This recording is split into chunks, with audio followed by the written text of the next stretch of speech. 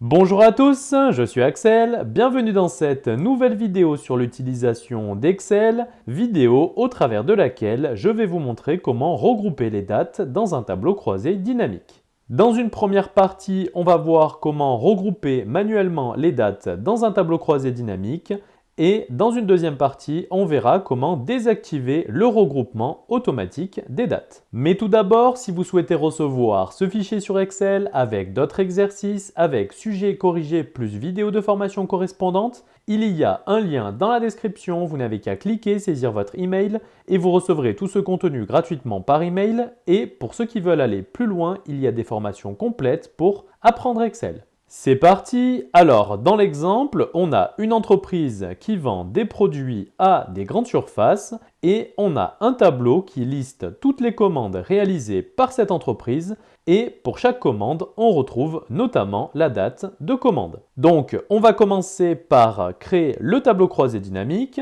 Pour cela, il suffit de sélectionner l'une des cellules du tableau, puis il faut se rendre dans l'onglet Insertion et il faut cliquer sur le bouton Tableau croisé dynamique. On souhaite créer ce tableau croisé dynamique dans une nouvelle feuille de calcul. On laisse donc cette case cochée et on clique sur OK.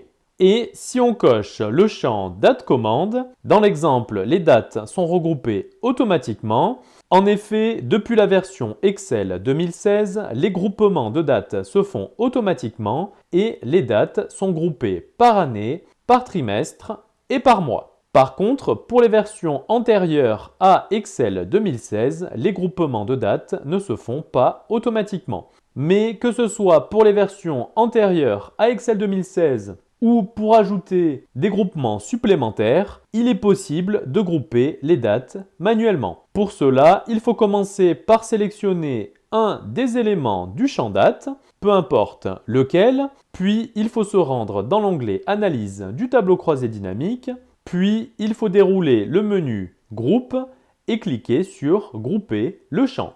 Une fenêtre s'ouvre alors dans laquelle il est possible d'effectuer de nouveaux groupements de dates. Et d'ailleurs, petite précision concernant le groupement des dates, il faut savoir que le champ d'origine, en l'occurrence le champ date commande, représente la plus petite déclinaison de temps. Actuellement, les dates sont regroupées par année, trimestre et mois, et donc le champ date commande correspond au groupement par mois. Et donc, si on veut le détail des dates, il faut cocher le groupement par jour. D'ailleurs, c'est ce que je vous recommande, c'est-à-dire de créer des groupements par année, trimestre, mois et jour. Et on peut cliquer sur OK.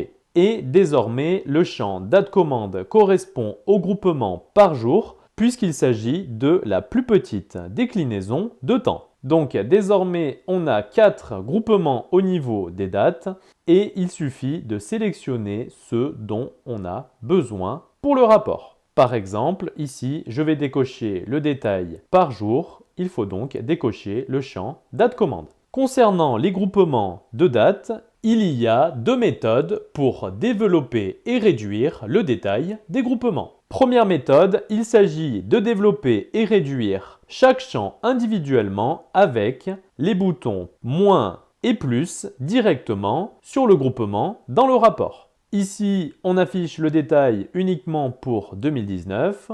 On réduit uniquement le détail pour le trimestre 1. Donc, cette manipulation concerne uniquement le groupement sur lequel on clique. Et deuxième méthode, pour développer et réduire tous les champs de même niveau de groupement en une seule manipulation, il faut commencer par sélectionner l'un des groupements de date. Par exemple, on va sélectionner le groupement au niveau des trimestres, puis il faut se rendre dans l'onglet Analyse du tableau croisé dynamique et dans le groupe Champ actif, il y a deux boutons, un bouton plus pour développer le champ. En cliquant sur ce bouton, cela permet de développer tous les éléments du groupement sélectionné, en l'occurrence de développer tous les éléments du champ trimestre, et un bouton moins pour réduire le champ, c'est-à-dire réduire tous les éléments du champ actif. En l'occurrence, cela permet de réduire tous les éléments du champ trimestre.